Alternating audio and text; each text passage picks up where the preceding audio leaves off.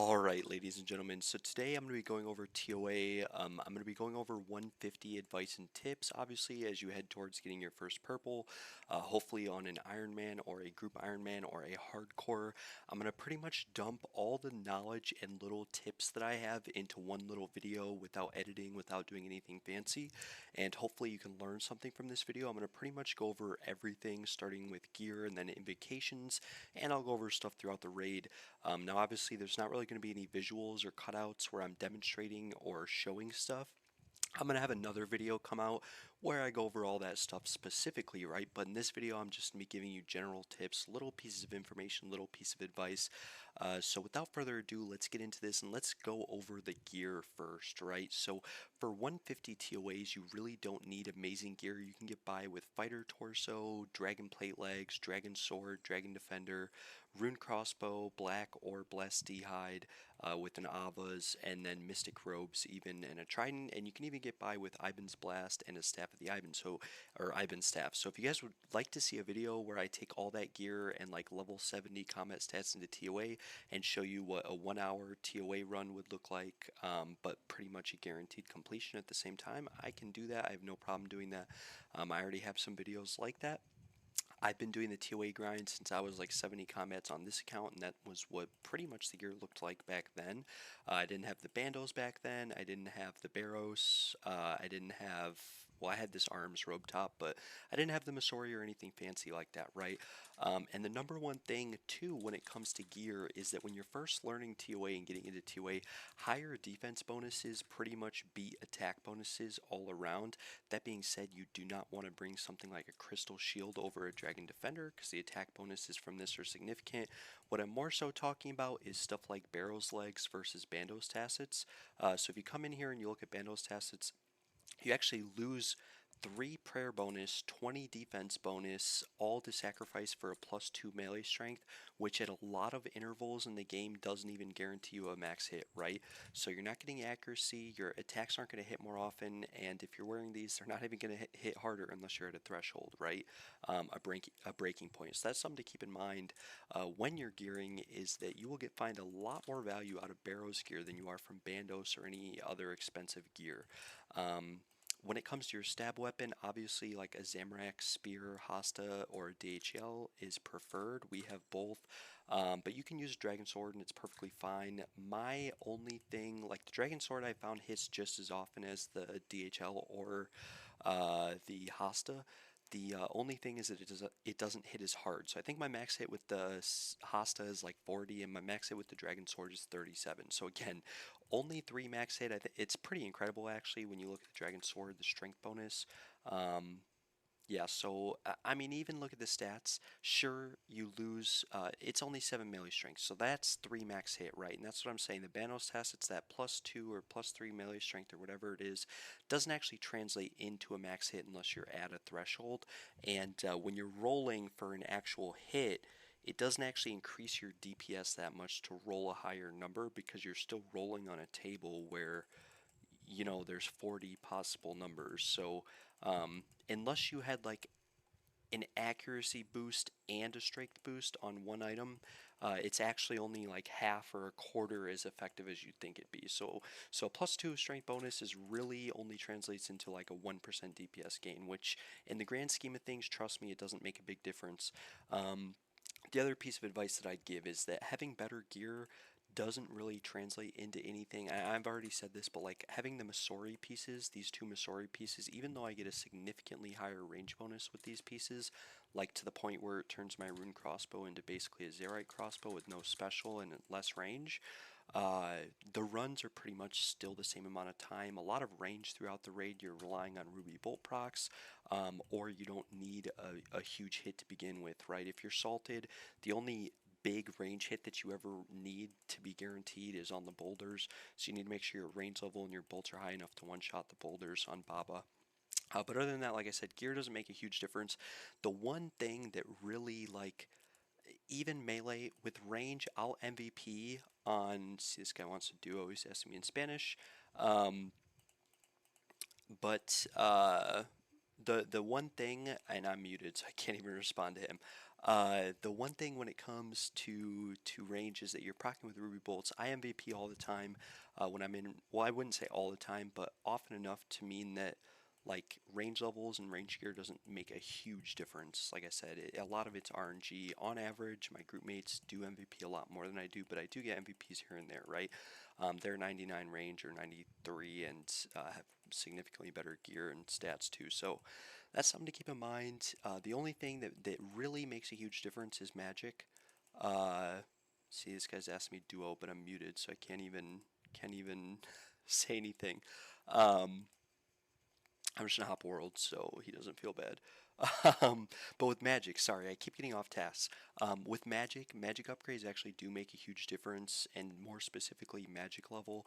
You can do this with an Ivan staff and Ivan's blast, like I said, but you're not really going to be doing magic during any magic part of the raid except on Wardens because you're guaranteed to hit with magic on the magic phases, right?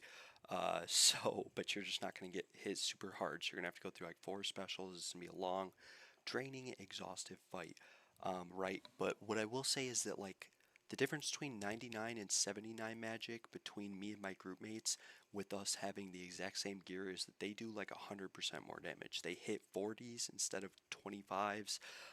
So like my max hit is like a 25 or a 28. Their max hit is like 41. And granted, they have the occult necklace, but I think that's only 5% damage increase, which on a 30 is like 2 max hits. So again, they're hitting like 39, and the way magic DPS rolls is significantly different than than range or melee DPS because once you get a hit, you can roll anywhere from like a 0 to your max hit, but it doesn't like change based on your gear or your stats. It just goes off your max hit and it's totally RNG, right? Unless you have Shadow, I think. Shadow works different side of the raid, but I guess my point is that like magic gear isn't actually super important as much as magical level is, right? So those are the main things I'd say about gear. I'd also say prioritize like having a high defense bonus. Light bearers are really important for most of the raid. If you're an Iron Man and you don't have light bearer, you can wear like Ring of the Gods or any Dagonoth ring, Brimstone ring. It doesn't really make a huge difference. But other than that, the other piece of advice I'd give for gear is to reduce or minimize your switches. I said Masori doesn't have a huge DPS increase, but I actually love the helmet because it makes me look like a Ninja Turtle, so I bring it in the raid anyways. But if the helmet didn't look cool, I wouldn't bring it in. I'm not lying. And something to keep in mind um, is that the less gear you bring in, the more supplies you can bring in, right? So when you're first learning the raid, and granted it's going to be different for everyone, but depending on your gear, depending on your stats, if you went in this like I did, you're going to need as much inventory space as possible because doing fights with 70 combat, unless you're super good at prayer flicking and conserving resources and just thinking ahead and stuff in general, you're going to need a lot of room for supplies, right? Some other gear things I will go over. Like I said, range gear doesn't really dramatically reduce raid time. What reduces raid time significantly is items like the Fang because of how it works inside of the raid, as well as the Shadow.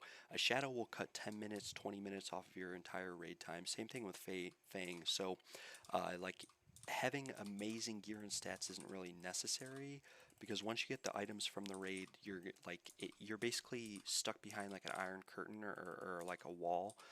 You're stuck behind a wall until you get those items, right? Especially for Iron Man. So that's just something to keep in mind. Like I said, BGS also, it does make the raid shorter and make a lot of the fights go by faster, but it's not necessary or mandatory at all. Same thing with Yellow Karis, especially for 150s. Yellow Karis helps a lot. You can bring any of the Karases in there, even if you don't have an upgraded one, you're perfectly fine.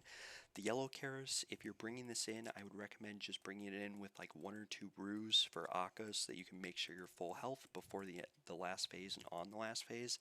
Unless you're really good at dodging the balls again. But the rest of the inventory, just bring like super combats, super combats. I have a super set because I'm out of super combats and I didn't want to ask group members to make them because I keep burning through them. So right until I can make them myself, which won't be for a really long time, I'm just avoiding on using them and using up some of the supplies I have. So bring in your potions, right? You need super combat ranging, Sandfew or an antidote. 1 or 2 brews, the rest prayer potions if you have the Karis. You need a bolt switch for range as well, because obviously you don't want to proc on stuff that's low health with ruby bolts. It's really frustrating and really annoying, especially if you don't proc on Zebak at all and then you go into the monkey room or something and you proc non-stop. That's really frustrating as well. So bring a bolt switch, and I would also recommend to bring AoE. You can do this with Ancients. There's a lot of spellbook recommendations I'd go over. So like obviously Thralls is a good DPS upgrade, right? But Ancients, the AoE is super helpful. You can Blood Burst on puzzle rooms and get a lot of your health back if you ever take damage. You can freeze stuff like the crocodiles in the croc puzzle room so that they never get to the fountain. You can freeze stuff in the monkey room like the cursed monkeys. You can AoE stuff in the monkey room with Ancients. So Ancients is really good. Something to note about the monkey puzzle room too, if you have Ancients, you actually never need to swap your armor for you to like max hit on everything all the time. So you can camp full melee gear, kill rangers and mage, the shaman, well not the shamans, the curse, the melee, the thralls, everything, right? Pray whatever you're weakest to.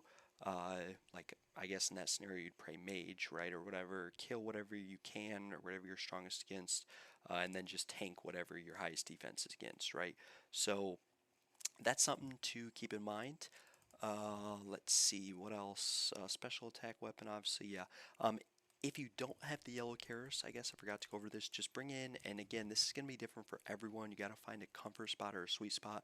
But what I was bringing in before was 6 brews, right? And then the rest prayer restores or super restores or whatever else. But I had a super combat, so I'd bring in 2 sand fuse, I think 3 restores, and then the rest brews, right? Because I take power, I'm a power enjoyer, but I'll go over that as the video goes.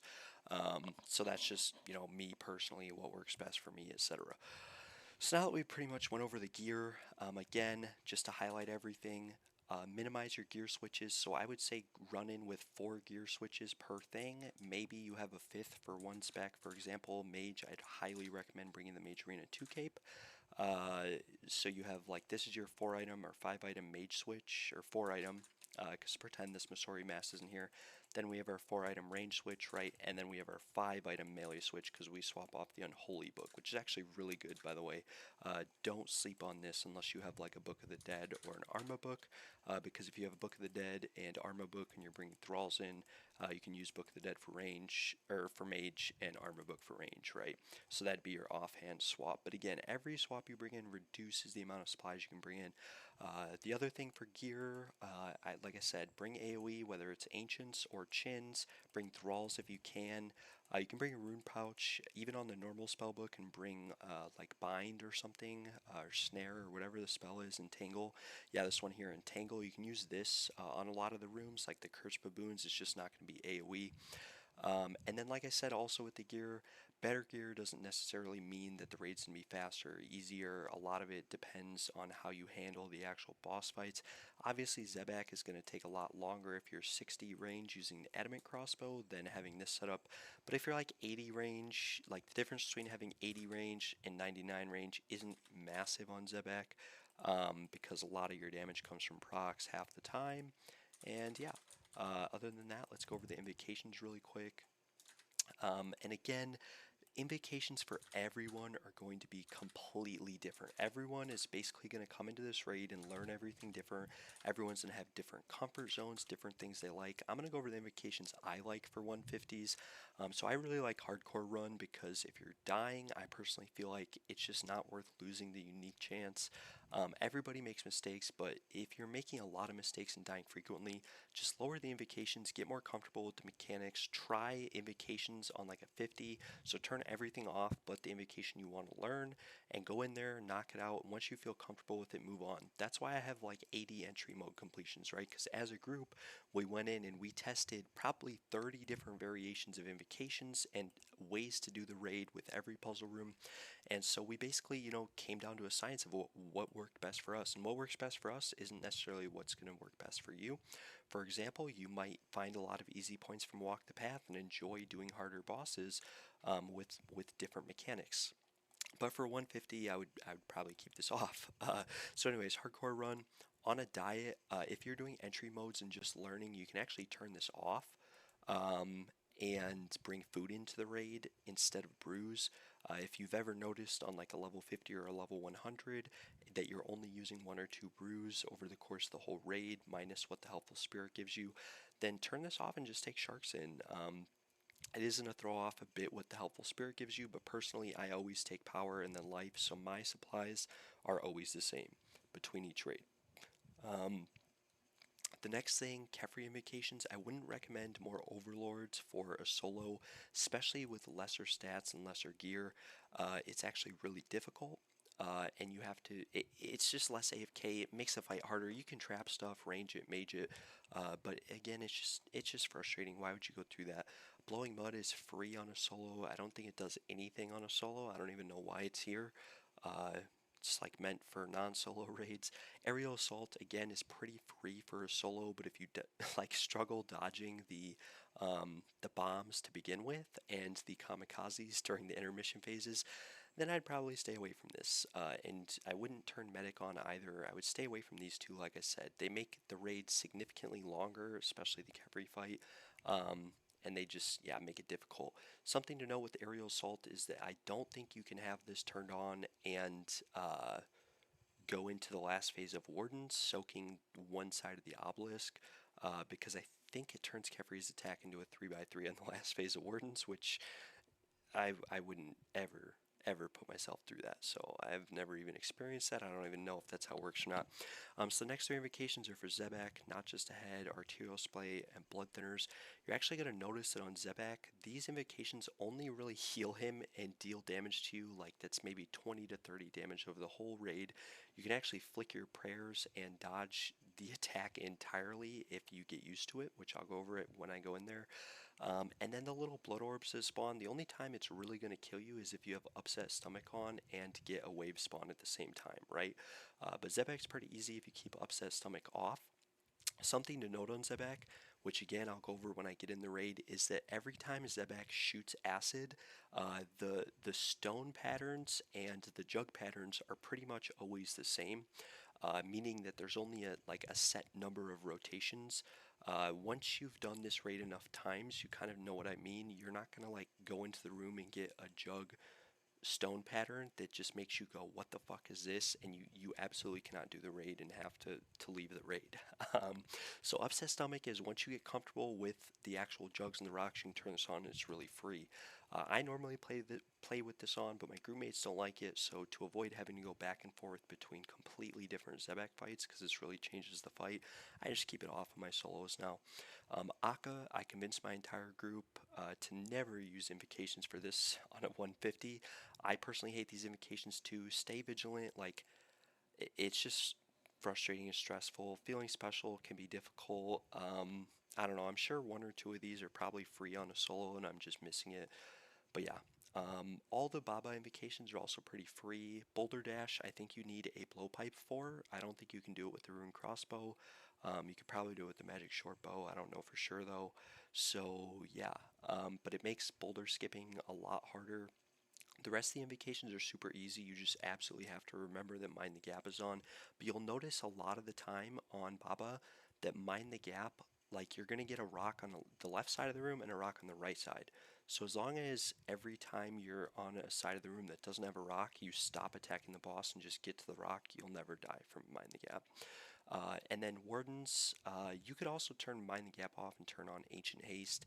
I don't like Ancient Haste because with less stats and less gear, you can go through like 6 phases on the obelisk and actually use all your brews from life and possibly an ambrosia sip and literally just lose the raid from it.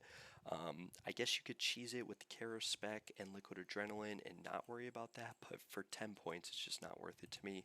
Higher stats, higher gear, definitely turn this on. It's really free, but lower stats, lower gear, don't risk it. Just go overclocked 1 and overclocked 2. These are really free. With a DHL or a Hosta or a Dragon Sword, you don't lose any DPS, and it makes the last phase more engaging and more fun and less boring, and kind of increases the excitement to get a purple, because when you just did something difficult and then you're rolling the chances, it feels better than like doing something that was just long and tedious and boring, right? So that being said, those are pretty much all the invocations I go with. And every now and then I change it up. But again, as you do this raid and as you learn it, and again, everyone's going to make mistakes. It's like, don't expect to run into ToA and just get it instantly. If you do, great, good for you. But you're like part of a small percentage of people, right? And you got to realize that a lot of people struggle and everyone's going to make mistakes right away. And what one person finds easy, another person might find difficult, right? So some people might think upset stomach is super easy, but never be able to properly flick prayers for this, and it ends up costing them supplies later on in the run. With that being said, let us get into this raid. Always before you go in, check your Barrows gear, check your trident. If you have a blowpipe, check your blowpipe. Something I don't think I went over, maybe I mentioned this, but blowpipe isn't really, in my opinion, worth it to bring into the raid. It doesn't really hit on bosses because the accuracy is really low. You'll notice like a rune crossbow, even though it's really slow, hits a lot more frequently, and it actually hits pretty hard. But other than that, like, I'd stay away from the blowpipe unless you can manage to lower stuff's defense. It does have use on Kephri. It has use in the monkey puzzle room, but not really if you bring AoE like Chinchampas here. And again, if you bring chins, you just need regular chins. You don't need reds or blacks. So again, something to keep in mind. So yeah, I think that's about it. Let's run in here and I'll go over everything. So my personal preference, and again, this is just preference, but my personal preference for ToA, right, is to go Zebak first, Path of Krondis, and this room and the timer, well, the timer already started, but this room doesn't start moving until you actually step in. Something to note about this room is every time you walk in here, the spikes that come out of these mouths go in the same pattern, so the floor stuff is different every time. Like, one time you'll run in the room and the floor stuff will be like in this tile right here, right, if you look at my mouse, and sometimes it'll be on this tile, so you have to move and avoid the floor stuff. But the spikes come out at the exact same time in the exact same pattern every time you're in this room on a set rotation, right? So once you figure the spikes out, all you have to do is avoid the floor stuff, and the spikes are actually pretty easy. A lot of the times, if it looks like you're going to get hit, you're actually not going to get hit. Unless a spike is all the way protruded out and then you click on top of it, you're not going to take damage 99% of the time. So something else is that each quadrant is different, right? So if you're struggling in this first quadrant to get hundreds every time you're in this room, just go to the second quadrant and try to get hundreds over there, and you'll probably find this easier. Something else you can try is, instead of being on this left side when you're running, try to be on the right side, and that can make a difference as well. So we're going to run in here, we're going to drop something, right? We're going to pick up our water container. You can always tell where the croc's going to spawn because the corner will be lit up. So that's the croc that the corner that the croc's going to spawn in. And then right here you can see how the spike was all the way protruded out and I took damage, but the rest of the spikes I avoided the damage. This spike pattern here, as long as you start running before this third spike comes out, and there's no green stuff on the floor, you won't take damage, right? So we get our first 100, and then I could run and get the second 100, you know, but I don't really want to risk it, so we're just going to kill this croc.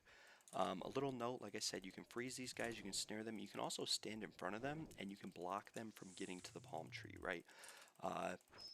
Right here you can see I'm going to take a little bit of damage at the end, and then I like running from this side on this one, and right here I'm just going to wait until the spikes,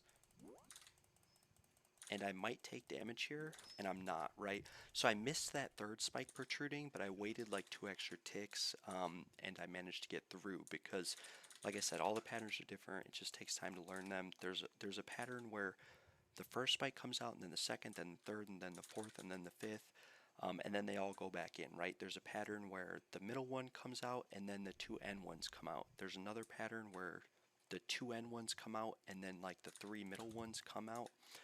So there's a bunch of different patterns, and like I said, they're on a set rotation, so it just takes a little bit of learning. And I'll have a separate video eventually that goes over all that.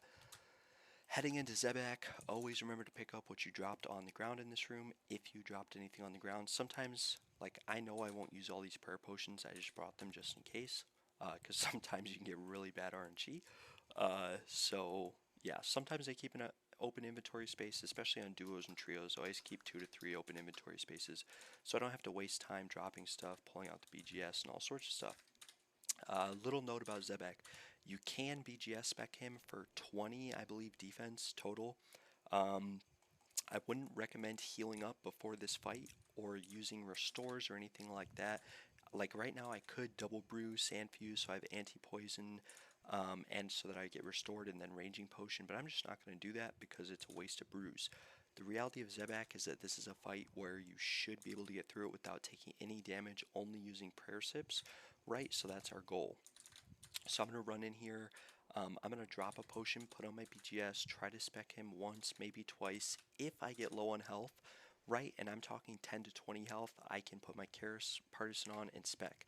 If you get 10 or 20 health and you don't have a Karis Partisan, the yellow one, you can just drink like 2 sips of brew and just focus on mechanics instead of doing damage. And that's going to be the huge emphasis of this raid. Always focus on doing the mechanics more than doing damage. You can't deal damage if you're dead, right? So at all points of the raid, like don't worry about hitting Zebak when the waves are out if you're not comfortable doing that, right? You can get comfortable learning how to hit him while the waves are moving and learning how to do wave skips and all sorts of stuff like that. Once you learn how to actually like dodge the waves to begin with, right? You don't want to learn how to wave skip before you learn how to actually properly DPS the boss while dodging the waves without having to wave skip, right? Because wave skipping is just, there's no point in doing it to begin with. Fancy stuff like that. I've died a lot here just messing around. So anyways, like I said, we're going to run in here. We're going to turn on our piety. We're going to drop a prayer potion or whatever, put on the BGS, and wait for Zebak to throw a hit at us. He's not going to engage combat until we run up here. But after he throws our hit, we're going to BGS so that we don't risk taking that hit. And we miss both BGS hits. It's just like a typical run, you know, right? And then we put our Eagle Eye on, and we just start hitting the boss. And I think I have my Ruby Bolts on. Hopefully I do, right? And if you really want right here, you can Prayer Flick to save a lot of resources. There's the Blood Magic spawn right here. I don't normally get it this early. I thought it was a regular attack, so I swapped to Magic. But normally these guys spawn on one side of the room, and if you run all the way to the other side of the room, you're always safe. If there's acid on the ground, just pay attention to it. If Upset Stomach's not on, you really shouldn't have a hard time. Anyways, back to what I was saying, you can prayer flip if you want, and you can prayer flip the protection prayers. There's the magic attack, so I flip right there to magic. When he lights up red underneath, he's going to do a magic attack like 2 ticks, which is 1 second later. So you get a whole second, and the average human reaction time is like 200 milliseconds, right? So you have 0.8 seconds there after noticing what's going on to be able to hit him. Now this is what I'm saying about all these jug patterns being on set patterns. Every time you get these rocks like right here, you always get a jug in the same spot right here, right? So you can see as soon as I saw this stuff flying through the air, I already moved over here because I know there's never acid like right here. And then I just kept hitting the boss. Did that, did this, and like if this was Upset Stomach, that would have cleared the area just fine. Here's my first proc. Something else to note about flipping your prayers, right? So I'm going to do the magic one here, which every time I mention this, he keeps doing that magic attack. Here's the waves. You don't have to turn your prayer on this fight, so for a lot of bosses, it's based on the animation, right? But for this boss, it's based on when the projectile actually hits you. So you can keep your prayer off 90% of this fight and just turn it on right before the projectile hits you or as it hits you, and you'll always be good. Something else to note for Zebak is that when you're doing Zebak, these waves will clean up a lot of the acid in the room. Again, see, I already know where this one's an end, which is right here. We can hit it diagonally, boom. Even if this was Upset Stomach, that would have been cleared right there. So that's something to keep in mind. Now right here, right, we have the knockback and then this. He does like 3 attacks after throwing these before you can move. So you can get like 3 attacks in too, right? So, boom, my prayer potion is underneath the acid, unfortunately. And we're losing some range levels. I think every range level is like 2% DPS. So I lost 4 levels, so I'm going to take another sip. Helps to have Divine, but Divine only lasts 5 minutes. And as you can see, we're already 7 minutes in. I just lagged there. Hopefully it doesn't kill me. And it didn't. And it also helps to always have the max range on this boss, you know, enabled for your attack styles right there. That's my max range. I actually have BGS spec again, so like I could theoretically run in here and try to BGS spec him. And hopefully that just means I will have better RNG later. Now I just ran out of prayer, but because my health is high, I can keep hitting the boss. It is worth, in my opinion, swapping to Pray Magic if you're going to get hit by like a range attack. And here I'm not proccing high anymore, so I'm going to swap my bolts, right? Just standard stuff. But if he does a blood magic cast here, like right there, and then there's a range attack that hits me at the same time, I personally think it's more worth it to tank the range attack and just block the healing, even if it's only like 10 health that he actually heals. Uh, just what I'd recommend. Right there, I just totally missed a prayer because I was talking.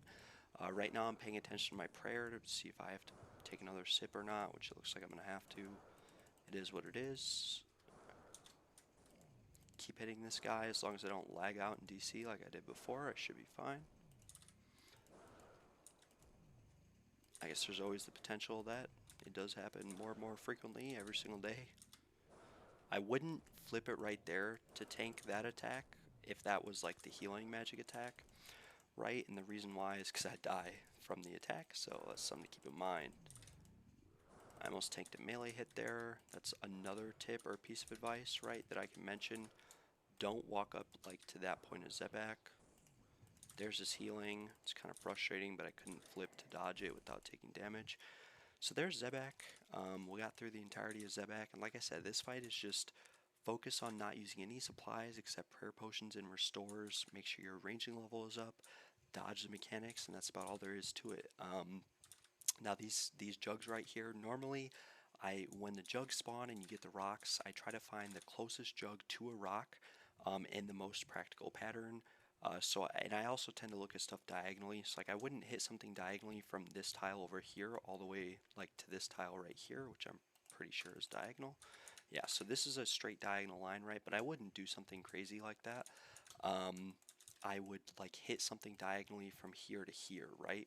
And I would do that more so than trying to hit it straight. And whenever you hit anything, you just spam click it, and depending on how fast, like if you click it and then wait a tick and then hit it, it's gonna explode like right here on this tile, or on this tile that's already highlighted. If you spam click it, it's gonna explode on this tile. Every tick you wait after you push it is gonna make it go one extra tile further, right? And the whole tick is 0.6 seconds, so you should have a pretty good grasp of like what 1 second is, unless you're like, I don't know, totally blacked out when you're playing. So um, yeah, but anyways, let's continue on. That is Crown is done. Zebak, first boss, really simple, really easy. Never too difficult unless you have walked the path on and he's like super invocationed up. Even with the one invocation I was talking about, he's pretty simple, pretty straightforward with the upset stomach or whatever it is. So anyways, we're going to go into this room. Now, I don't have 117 on, so I can't see what's in the next room. But when you're doing the Kephri puzzle, I do recommend avoiding this pillar obelisk challenge as much as possible, because it's really the only one that you're going to potentially take damage on. With this puzzle right there, the only thing I can say is just make sure you let everything light up on the ground before you try to walk over anything, or else it will just reset and you'll take damage. But like I said, this pillar one can take a bit, especially if you want to avoid taking damage. It's really easy on a solo actually to have the scarabs despawn and never hit you, because they don't really go to the next room if you do the first room fast enough, and as long as you avoid the pillar room as your first room, you should never have to worry. Now with this puzzle here, you can just flip over 4 of them. I don't know why I did 5 there. It is possible if you flip over one of these consecutively and you do the first 2 rooms fast enough that you can get the combat achievement on a solo here. I don't know if it has to be a solo, or if it has to be a duo, trio, etc., or if you can actually get it on a solo, but you can definitely do it in time without taking damage on a solo.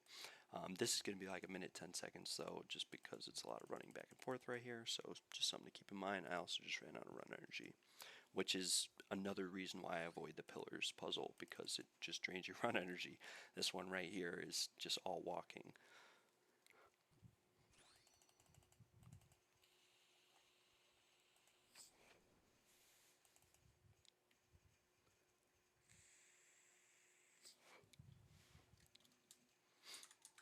Alright, so now we're on Kephri, and this is another fight where, again, the reason why we turn more overlords off isn't necessarily because it adds more time to the raid, because I think you do get more points out of it. It's actually because you can risk taking a lot of damage from the melee scarab with low stats and low gear. and the range one, it can just potentially be a disaster on any given run, especially with bad RNG. So I like not having to deal with that and potentially not having Kephri overheal every phase. Something to keep in mind on Kephri is that Kephri's defense does increase the longer the fight goes on, so you want to save BGS specs for the end. I don't even know if BGS specs do anything early on because he's technically shielded, so I don't think the damage is like technically damage. But yeah, I don't know for certain. I've never noticed a difference using BGS right away. In this fight, you do want to use Karasan. I have tested Zamorak Spear and Dragon Hunter Lance, and they do hit harder on average, but they don't have the chance to proc, right? So they have like the same max hit, I think. I think they're like both 42. I think the Dragon Hunter Lance is actually lower than the Hasta, but you know, it's pretty much right there. So yeah, anyways, let's get in here and I will show you guys Kephri. So we want to pot up before this. This is where you drink your super combat. Don't got to worry about ranging potion, and then just remember we have aerial assault on. You don't need run energy for aerial assault actually, so just something to keep in mind. We'll dodge this, we'll hit Kephri, we'll put the BGS on, run over here, spec with the BGS, run back here, miss as always. I think that's 6 misses in a row now, right? And then I always like to put this down on the diagonal because you can permanently stack the mud on a diagonal, for those who don't know.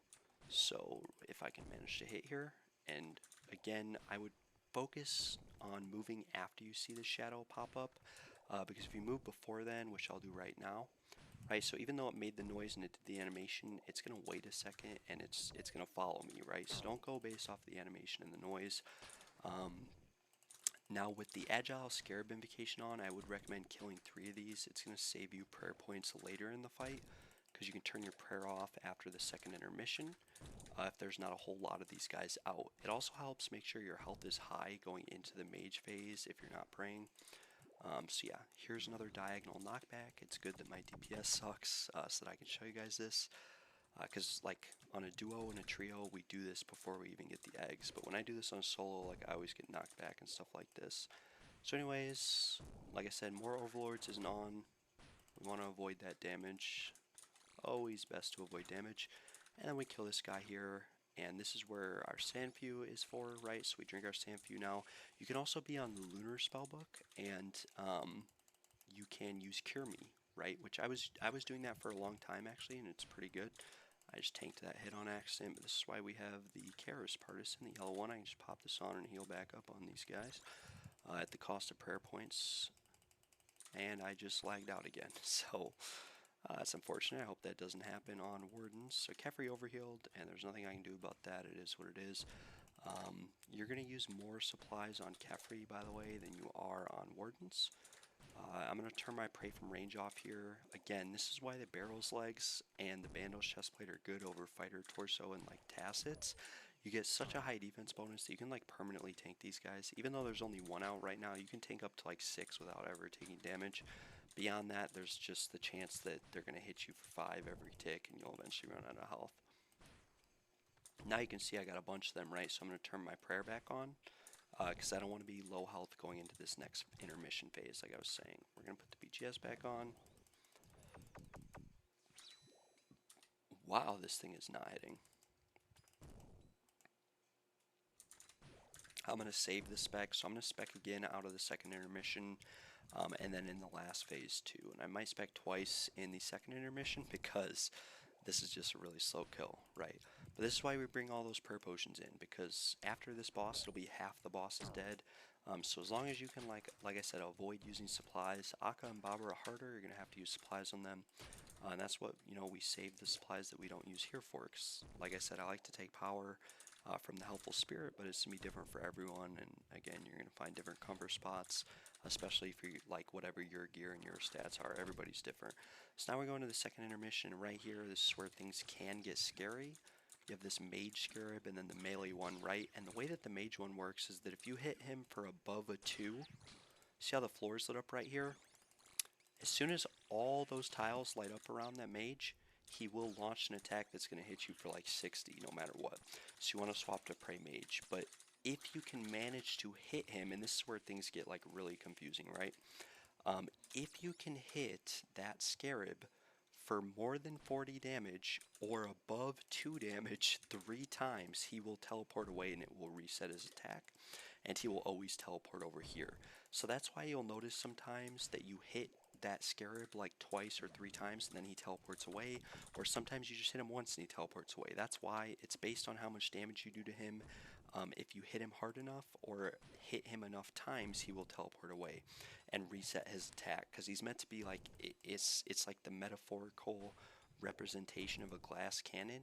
He's really squishy, he dies quick, he teleports away. It's like a mage on World of Warcraft. He's using Blink, and he just can't manage to get the Pyroblast off, or the Glacial Spike, and you end up killing his ass, and it's just unfortunate. So yeah. Now this is what I said I was going to save prayer points at the end of the fight with. So earlier in the fight we killed like 6 eggs total, and now we don't have as many of these guys, right? So I can sit here with my prayer off and just tank these guys. And there is a chance I'll have to turn my prayer back on, right? But we can always just keep it off. And I don't have piety right now, which sucks, but we're going to whip out the BGS. And again, that's kind of why we saved it. And I'm going to use bull specs now and hit, like a 1 and a 0 again, because it's just the luck of this run. But that probably means we're going to hit well on Wardens as well as Babos, so I'm not really going to complain. I'm going to take another sip of this ranging potion and then just turn my protect from missiles on. Protect from range, and I am not going to worry about using piety here because I might have to take another sip. I don't even know where my prayer was off, actually. It doesn't, did I turn it off? Or I thought I ran out of prayer and that's why it was off, but I have like 46 prayer points, so I don't even know why I did that, to be honest. Now this can actually kill you on a solo. If you phase, and I wasn't paying attention, if you phase Kephri there, while he knocks you back, you can actually get knocked back into this thing and die. And it's happened to me once before. I wasn't paying attention there. If it would have happened to me there, I probably would have been sad. Now we are out of special attack energy, so we're just gonna run over here. And again, I don't want to get knocked back right there. We're gonna knock back over here. Turn on our run. And then right here, we just gotta make sure that we're paying attention to our run energy. We're going to run out of run energy right here, actually, because this guy is just going to obliterate me. And again, right here, just playing it safe. I can actually turn my piety on. I wasn't thinking about this because I have so much prayer.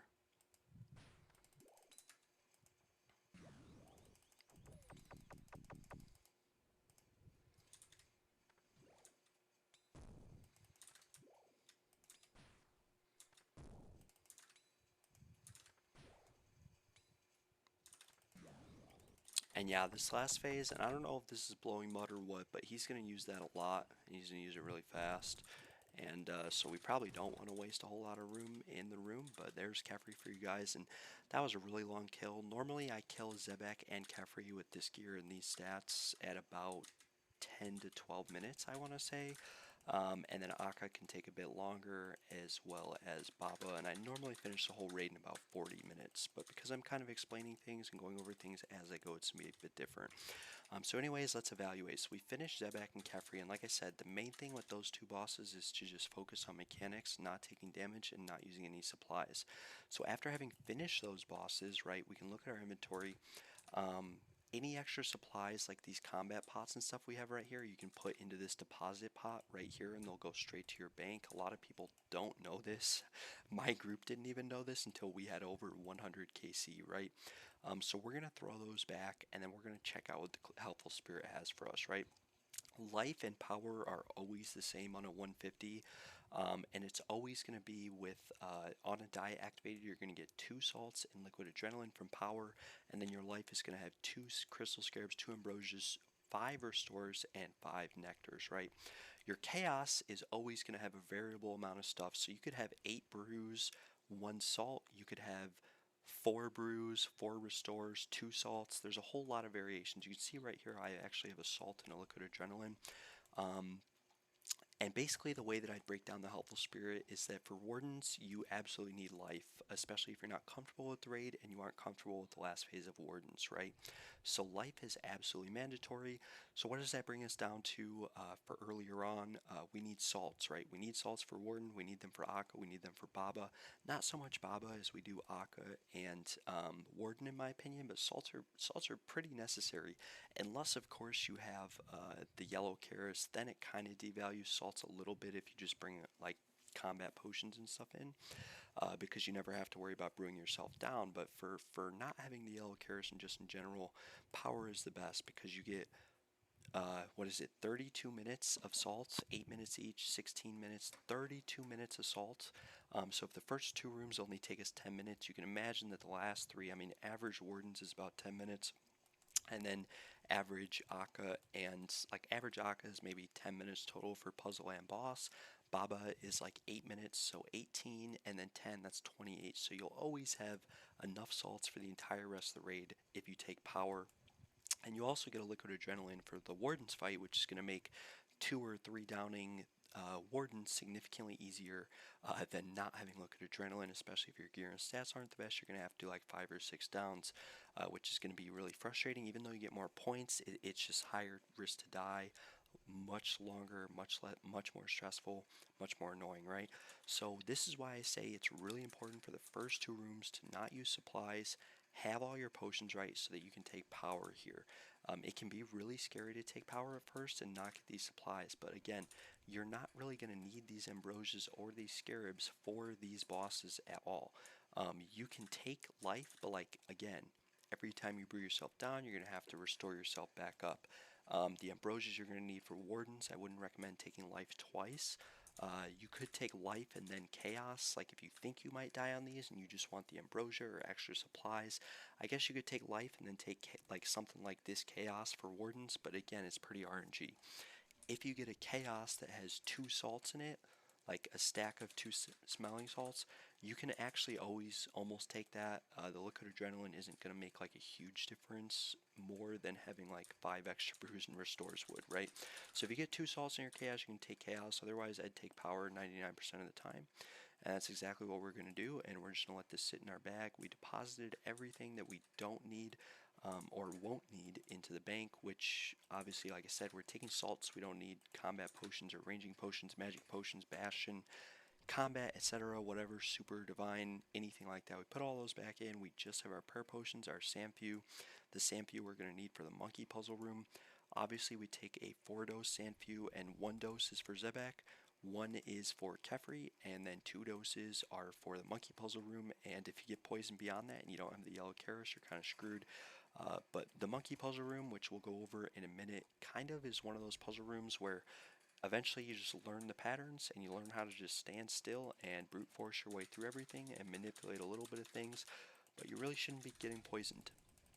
Now, first Akkha puzzle, I get a 1 mirror puzzle. This is always nice, but I will say that in this entire raid, and again right here, you just want to avoid these black balls and this line of light, so take your time in this room, and like right here, I'm going to place the mirror after that. If you sit underneath the mirror, you won't take damage from the black balls or the light, right? So that's something to keep in mind, and then always rotate it to the position after the light goes, like this.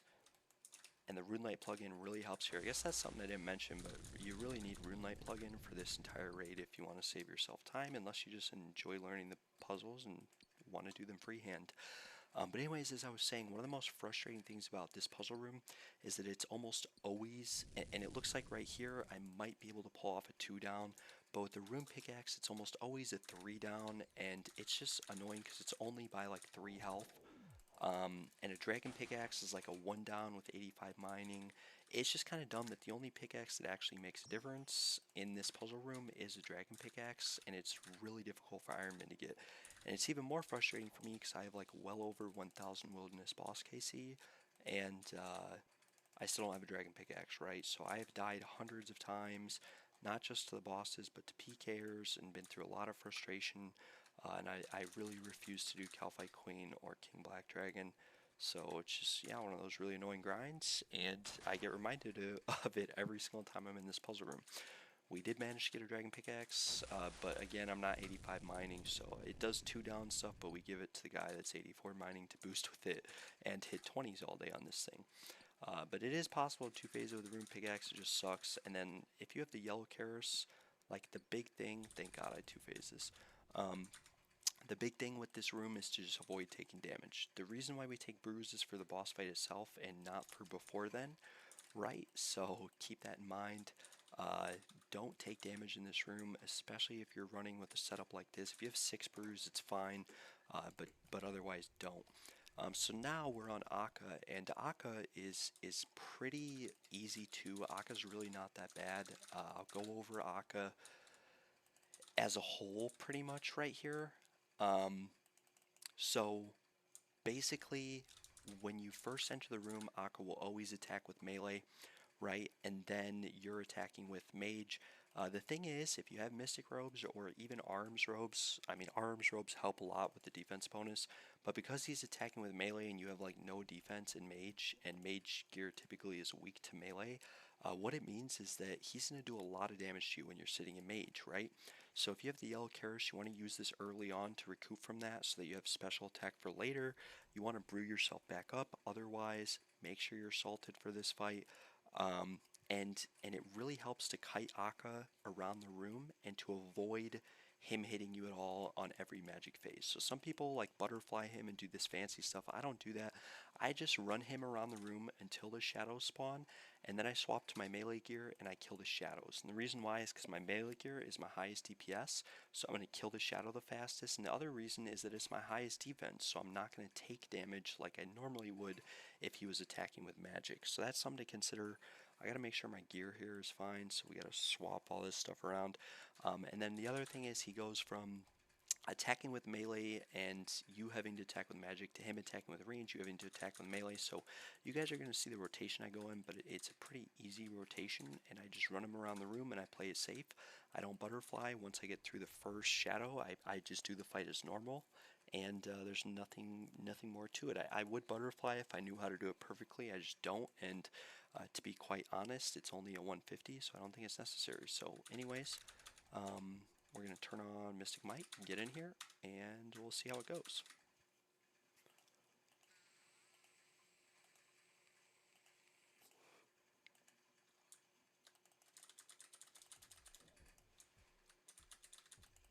So right here, I'm going to let Akkha get to the middle of the room, and then I'm going to run out to the side. And you kind of have to be... Well, I'm lagging because my hits aren't going off. But you kind of have to be quick with this. Don't want to get him too close and potentially melee you. He can hit up to like 35s or something like that. I don't know what his exact max hit is. He's definitely hit me for like 32, 35 before, so something to keep in mind. But right here, we're just going to run him around the room until his shadows spawn. And the way that his transition works is it won't transition until he hits you, and it's based on how many times he hits you, I'm pretty sure. Or maybe it's a timer, I don't know. But like right here, I have a lot of time, and he's not just going to change attack styles. He will slam the ground and teleport away and do the middle phase before anything else, right?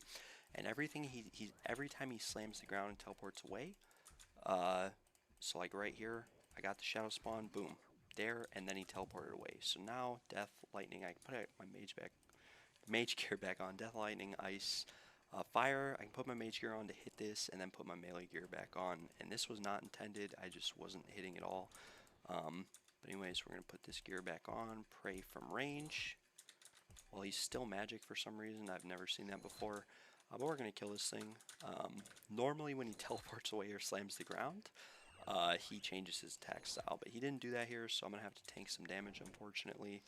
You can see my max hit with mage is not very good, and he's gonna hit me pretty frequently, but I'm actually getting kind of lucky here. So now when he slams the ground, it means he changes his attack style, right? So he changes his attack style, we change our prayers, and we turn piety on and change our gear. And right here, I think you can BGS spec him. I don't know exactly how his defense works, like if it resets every time he teleports away. Couldn't honestly tell you guys, or like if it resets right here. But again, we get the next shadow spawn. We're pretty much always going to hit this with melee, because again, it's my highest DPS. He slams the ground. If you can kill this shadow before he slams the ground, he won't do this middle thing, otherwise he will.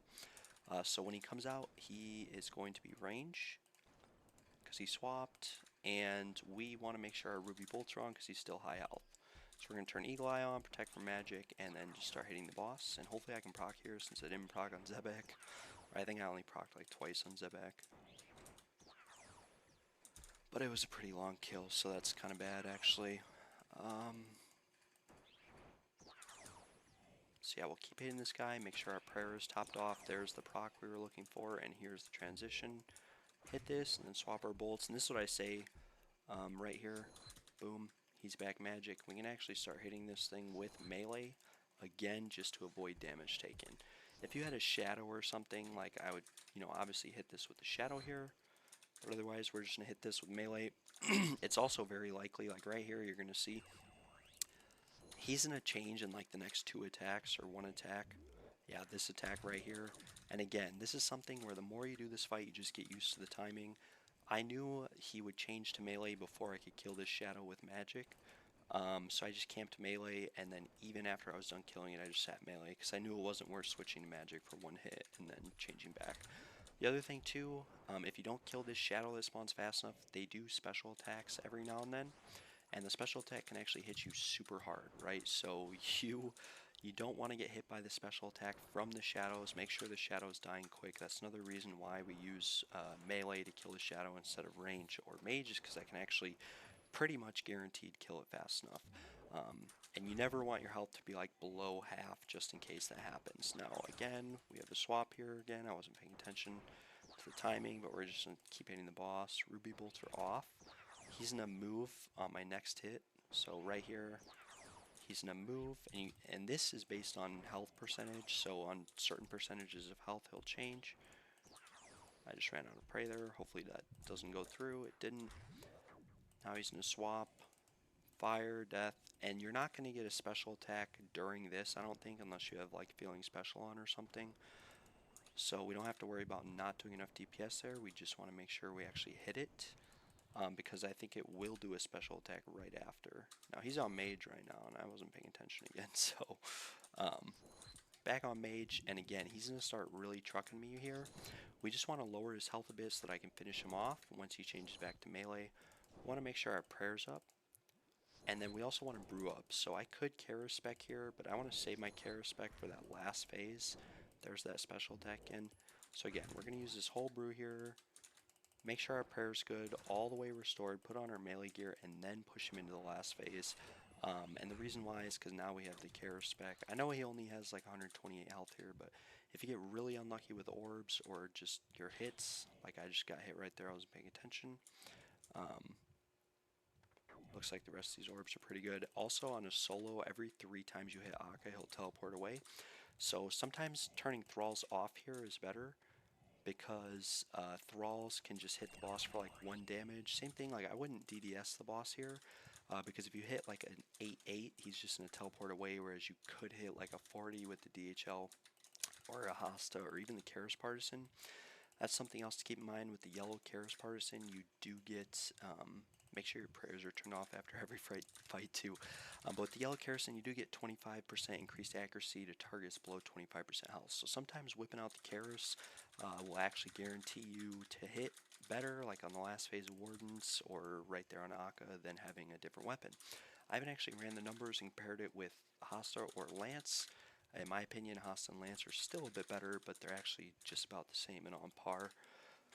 I think one hits more, but the other hits harder, so it's one of those kind of things. Now we go into the monkey puzzle room, and this puzzle room and this boss are really going to test your supplies and what you have left. So hopefully if you brought brews in, right, I've only used 1 brew and I haven't used the Kara spec at all. So hopefully if you brought 6 brews in, you should still have 4 or 5 left. Normally I limit myself to like 2 on Zebak, especially when I was learning, because you can take a lot of damage when you're first learning that puzzle room.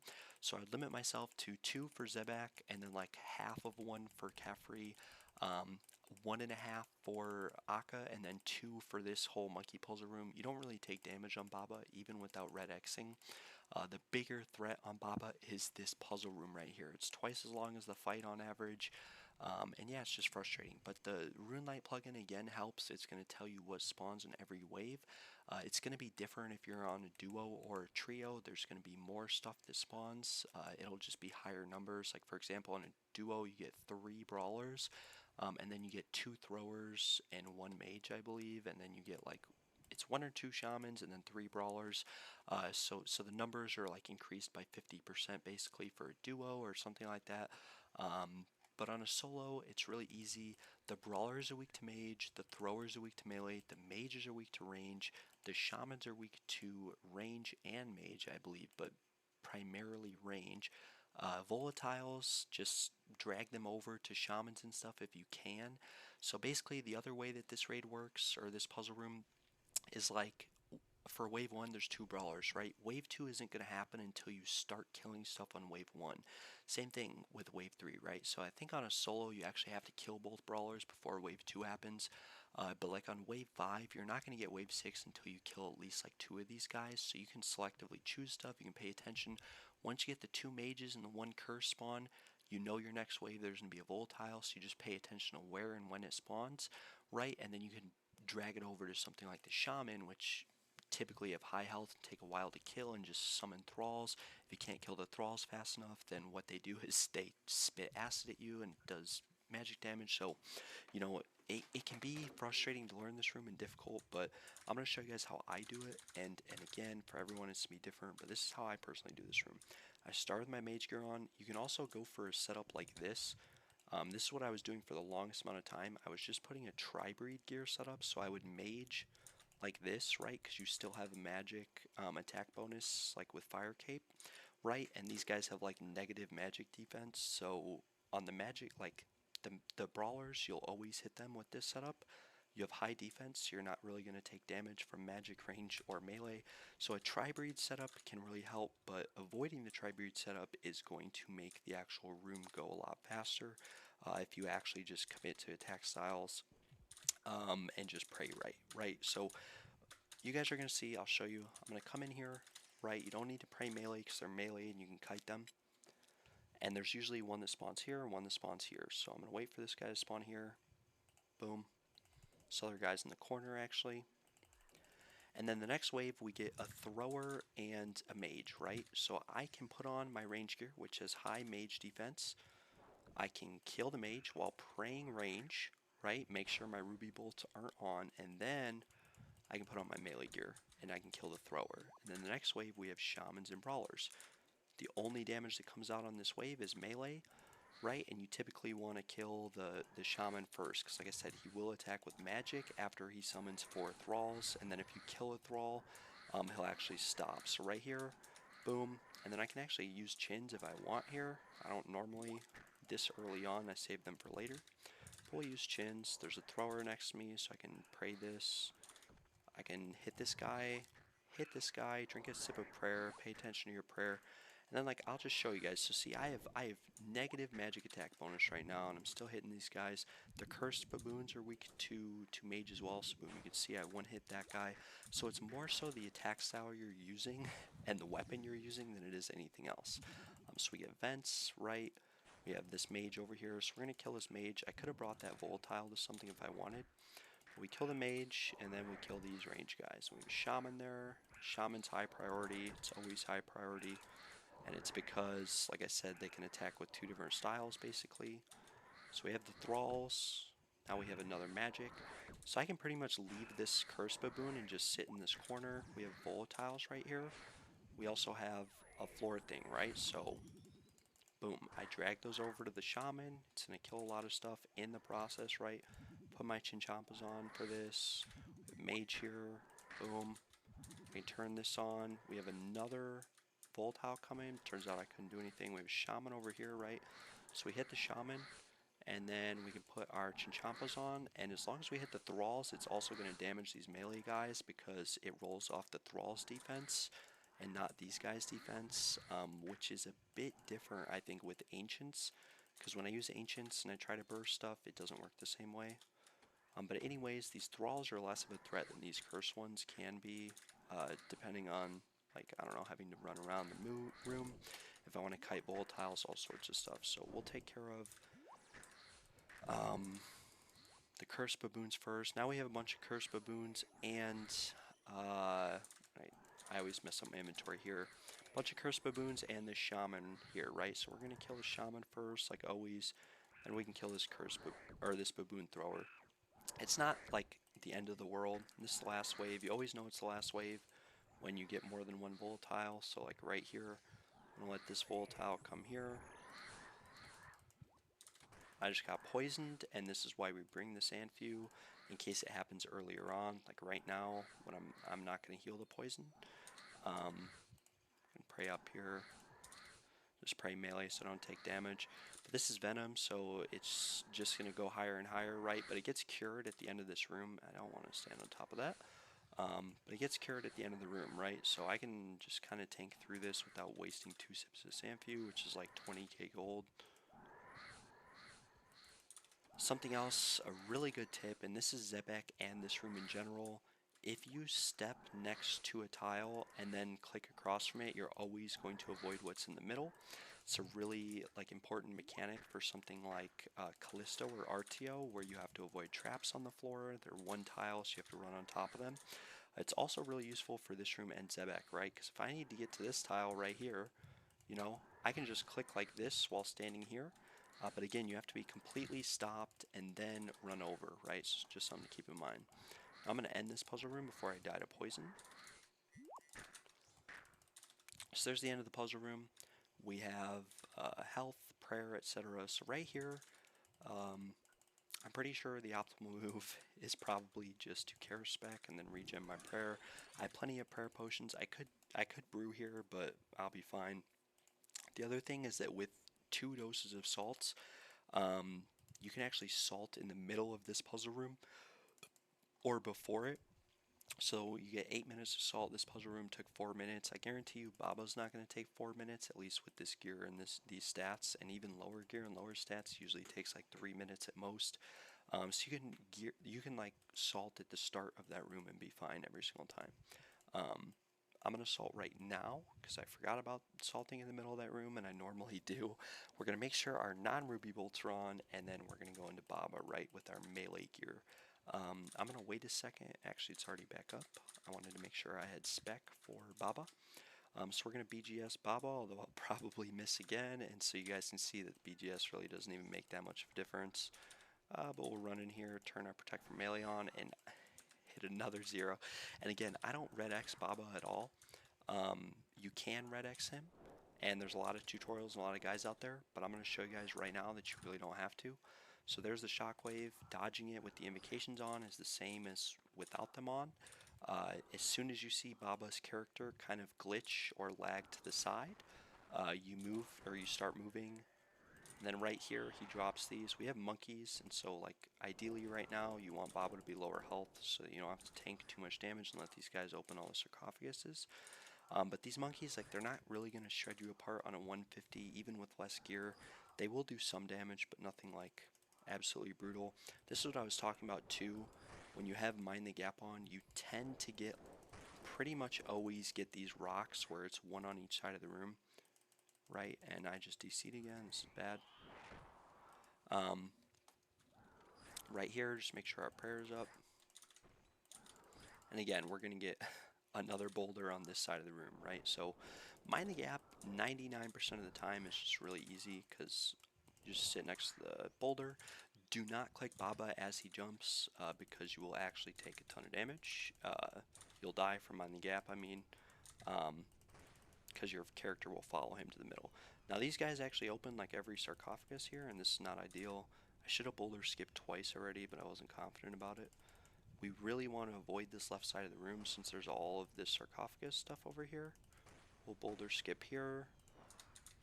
To boulder skip, you just have to be about halfway up the room, a little bit less than that. And then you basically hit Baba. Or you hit the boulder and then start running as your bolt's flying through the air. Now right here, it's good I brought extra doses of brew. But like I can promise you guys, this is not what a normal Baba fight looks like. This is really bad RNG. Even though the BGS missed, like, even when the BGS misses, I normally hit much better and much more frequently than this and don't take as much damage.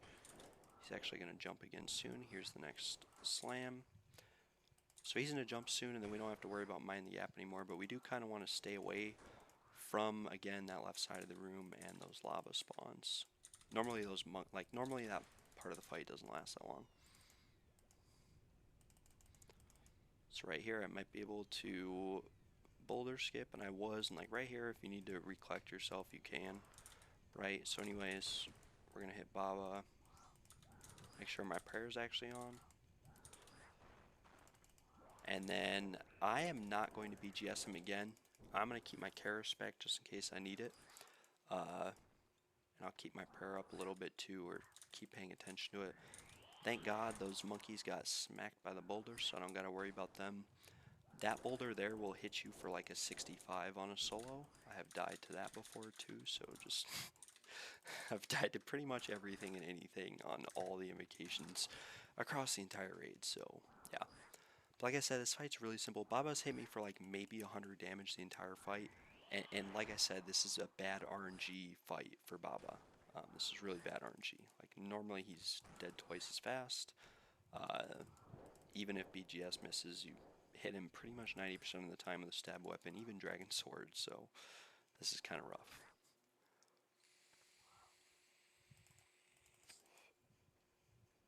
Alright, well, 4-minute Baba. Either way, like I said, if you salted before the puzzle room and then came in and did Baba, I'd still be, like, I would just now run out of salts and still have 16 minutes for Wardens. So continuing on, we have the Helpful Spirit again, and right here, 5 brews, 5 restores, 2 crystal scarabs. As long as you have Ancient Haste off, the supplies are plenty for the entire fight, right? And I'm going to show you guys the fight as well. So right here, I'm just going to release these Chinchompas too. I do this, like, if I bring too many in, I just free up an inventory space by getting rid of them.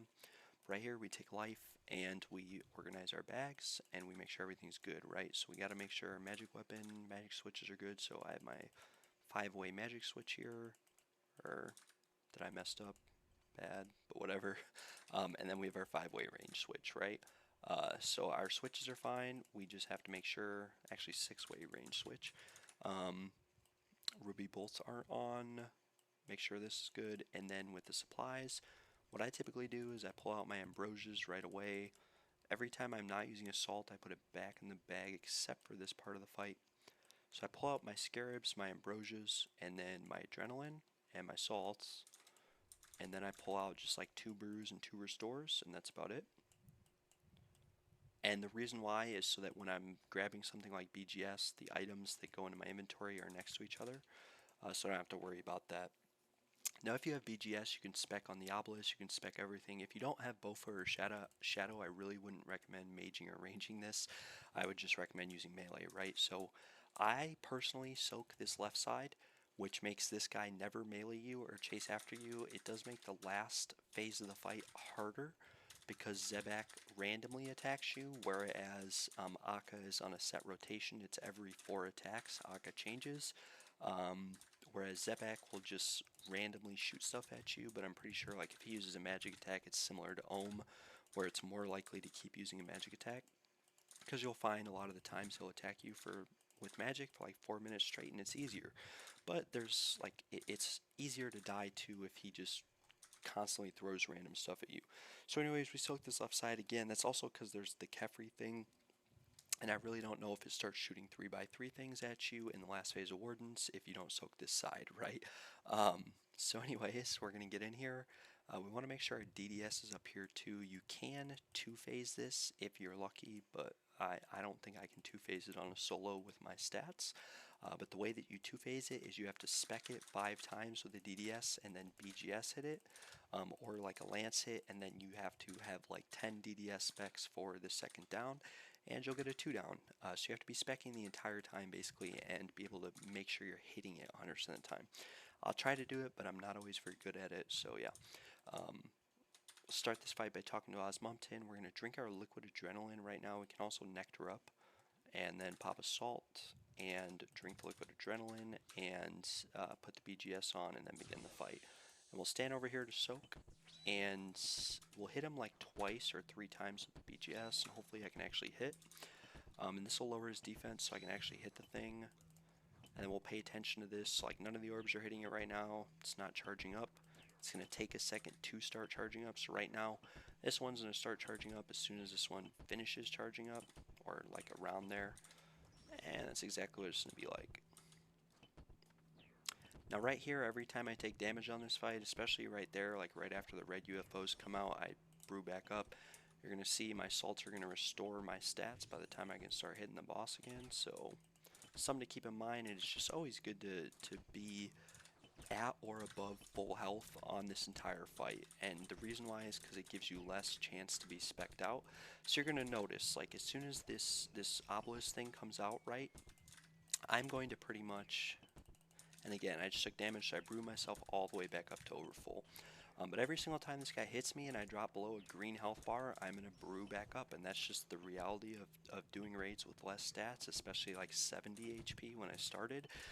Because there are mechanics that can combo you out for 90 damage, right, in the raid. So you pretty much, with these stats and this gear, have to make sure you're always above 90 health.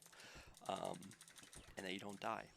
Now, if this was Ancient Haste, I would have already gotten like 6 orbs, and you can see how I've used 2 brews already for like what I've already done. I'm gonna have to use another one right here. So this is why I say Ancient Haste is not recommended, because like if I had Ancient Haste here, I'd already be out of brews, and then it doesn't leave you any brews here. So this guy here, first thing he does is attack with magic, or I mean, you have to attack with magic, and he tends to attack with magic first.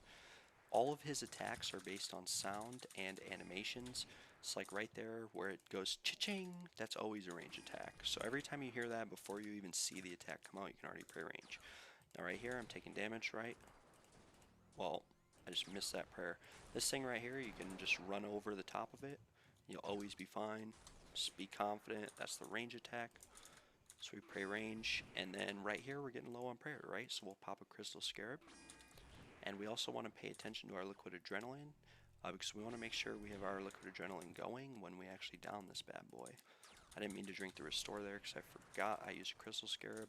Now with less gear, the more of these special attacks you're going to get throughout the fight. Make sure when you're running through him right here that you don't run next to him and accidentally take a melee hit. But with this gear and these stats, it generally takes me about 2 special attacks to kill the Wardens, or get him down, and he's going to be down after 1 more hit after this. It's like right here, this hit right here, he's going to fall down, right, so I can put this on. And I may have missed an attack, but this is what I'm saying. So 1, 2, 3, and always pay attention to his health bar and when he's going to fall down, right? There's 5 specs, and then I can put the BGS on. And I missed it because I started attacking just a tick too late. But the idea is to get that BGS hit off too, because it's like an extra 50 damage, which is like 300 damage to him, right? So if I miss this 2 down by that much health, I'll know it was my fault for not hitting that BGS there. Now we get the magic skulls, and right here, if you're not comfortable with this part of the fight, just avoid on staying alive. I couldn't even see what that was. Focus on staying alive. Sorry, don't avoid it. Focus on staying alive more than you're focusing on damaging the boss, right? Just avoid the magic skulls. You can damage the boss for free during this entire part of the fight, right? The only time you can actually risk dying here is by getting hit by a windmill or this at the same time that you miss a prayer, right? So if I got hit by that and missed a prayer and it RNG'd me out, like, I'd be totally screwed. Next hit, he's going to go down. So again, we start putting on our melee gear right now. Make sure Piety is on, and we can start hitting this thing right away. And this is why I say Light Bearer really helps, because you can't really do this without Light Bearer. But anyways, I get 4 more specs. 1, 2, 3, 4. And then we can start hitting him with the lance, and you can see I wouldn't have gotten it. And I think it's just because, like I said, my stats are too low. So anyways, pray range here. We go back to our magic setup, and my inventory is looking really messed up right now. And that's on me. I just had poor inventory management. So I'm going to miss this prayer right here. Doesn't matter, because he attacked with magic, and I'm wearing magic gear, so my magic defense is high. So right here, I'm not even going to hit the boss, right? I'm just going to run around, focus on dodging the windmill. and I'm only going to hit the boss once my health is over full. So I'm at 88 health right now, so I can start hitting the boss. And I'm constantly just checking my prayers, hovering over my inventory, so I'm ready to swap or eat if I have to. And then I'm just moving. And right here, you don't want to stand on this line of tiles in case the special attack spawns and hits you. Right, and the next time I down Wardens, I'm going to have a longer time to hit him than I did the first 2 times, but he's only at 500 health, so I can use that time since we have overclock 2 on. And right here, watch, I'll show you guys a skull skip. So if you step 1 tile next to those red skulls before they hit the ground, like 1 tick before they hit the ground, you'll never take damage from them. I messed it up right there, so it's kind of a bad demonstration, but it's the thought that counts. There's another root, just dodge that, drink another nectar, keep hitting the boss. It's really as simple as this. After my next attack, he's going to go down, maybe 1 more actually. Yeah, because I hit kind of low, so now he's going to go down, right? So now I can put all my melee gear on instead of just what gives strength bonus. I can make sure it's all on, I can fix my bags, I can nectar up, and then I can start hitting this guy. I can turn my prayers off, so you have a lot of time. You probably have like 30 seconds here to fix whatever you need to or do whatever you need to and get your stuff together, right? Now right here, I'm going to get the BGS ready because I want to spec right away. And I'm going to pop this other salt because I know this last phase isn't going to take more than 8 minutes, right? So right here, boom, 1. I'm going to move, and as I'm moving, I'm going to do stuff like swap my BGS, right? Right here, I'm actually just going to wait to use like attack because I didn't have enough special attack energy. And then I'm going to find my gear in my inventory, and we're going to start hitting this guy, right? And like I said, you don't lose any DPS because you can attack on every hit with overclock 2. It's just you have to move faster or you'll take damage.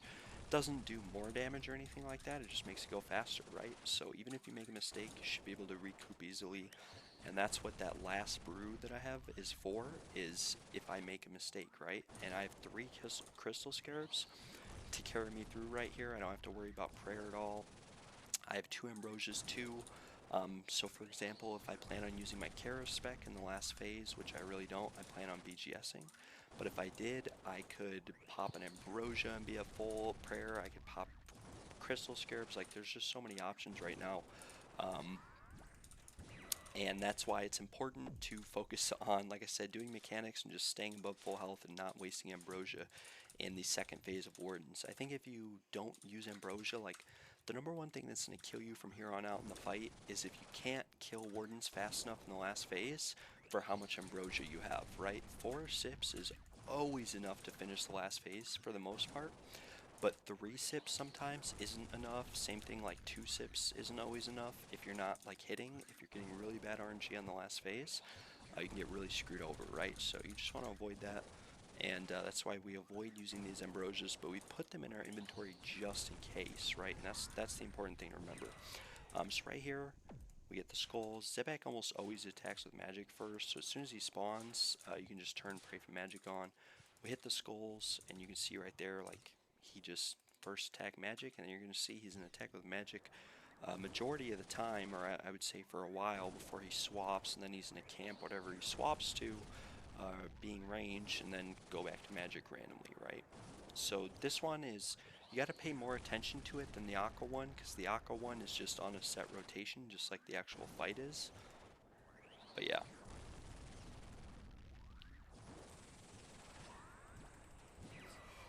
So now we have Baba's Phantom, and this one is the same as Kephri, but like I said, I don't know if the Kephri thing makes it a 3x3 on this part of the fight, because if it does, that's kind of doomed.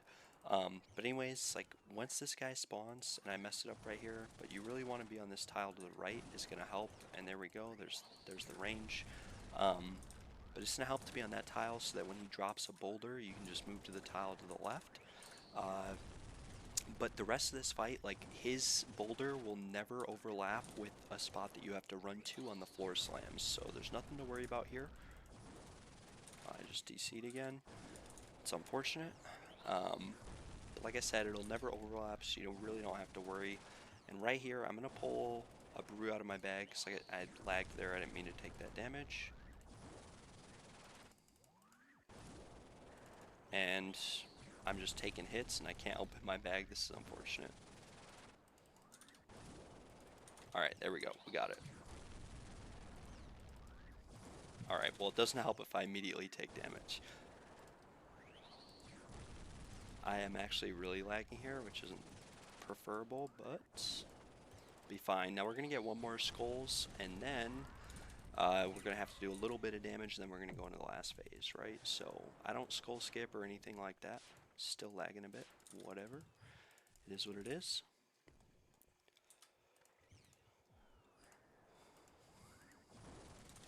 So there we go. Now we move over here, and then back over here. He's on mage now, and we can wait to swap our prayers until after we move, so we don't have to worry about taking damage from a slam. And as soon as I hit him and he drops, I think it's below 75 health, he phases into the very last phase, which is the insanity phase, but I don't have insanity on, right? So now we can put our BGS on, we can lower his defense. I typically always hit in this phase, but I haven't really been hitting this run, although I did just hit when it matters most. So now we just DPS this guy down. It really helps if you hit with the BGS, but if you don't, it's not a big deal. When you're meleeing the last phase of Wardens, you just want to avoid those falling boulders. You can take like 10 of these shadow things on the floor before having to worry about using an ambrosia. But you have like 2 seconds to move out of each one as it spawns. You're like right there, I can move and then move back. I can pop an ambrosia because I'm starting to get low on health. We still have magic attacks coming out. Still paying attention, just trying to stay alive. I don't have my care spec if I need it. Right there, it's better to move than it is to just tank infinite damage. There are a lot of times where I will drop DPS on this phase just to avoid getting hit, because it makes a substantial difference. So pretend you're trying to get like the Grandmaster Combat achievement of not taking any damage on this phase every time you do this boss, right? At least that's how I look at it. Now you can see I managed to get through this phase using only 1 sip of ambrosia, it looks like. I mean, we'll see how it actually ends up being, but only 1 sip of ambrosia. So let's say you didn't have the BGS and you managed to like not drain his defense there. You don't have anything to drain defense with. Well, in that case, like that's when you would end up using like 3 sips because it takes you longer to do the fight. Now we go in here and we get disappointing because it's not going to be a purple. I've done like 150 of these and I've only seen 1 purple in my name, and it just is what it is, right? So hopefully maybe we get the pet. We do get a cache of runes. This is exciting since the group does have a shadow. Maybe I get soul runes. Ooh, and it is 2,000 soul runes. So anyways, like I said, that is a ToA 150 for you guys. And if you do plan on doing multiple ToA runs back to back, you can always use extra ambrosia sips at the end of the raid, and it will give you anti-venom, anti-poison for 12 minutes, which means that the next raid that you do, you don't have to worry about having Sanfew or antidote for Kephri or Zebak if you can do them fast enough. Like I said, I typically finish both at about 12 minutes. Not at about like 20 minutes like it was in this video. So typically it's about 12 minutes for me to finish both on a solo with bad stats and bad gear.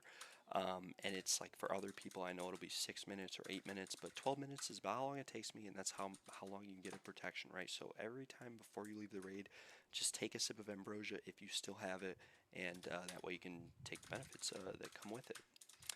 Anyways, thanks for tuning in. Thanks for watching, guys. I really appreciate it. Have a good one. Happy New Year's. Merry Christmas. Happy holidays. Happy Kwanzaa. You know, whatever you're celebrating. I wish you guys all the best, and good luck in the tombs, and good luck with the loot.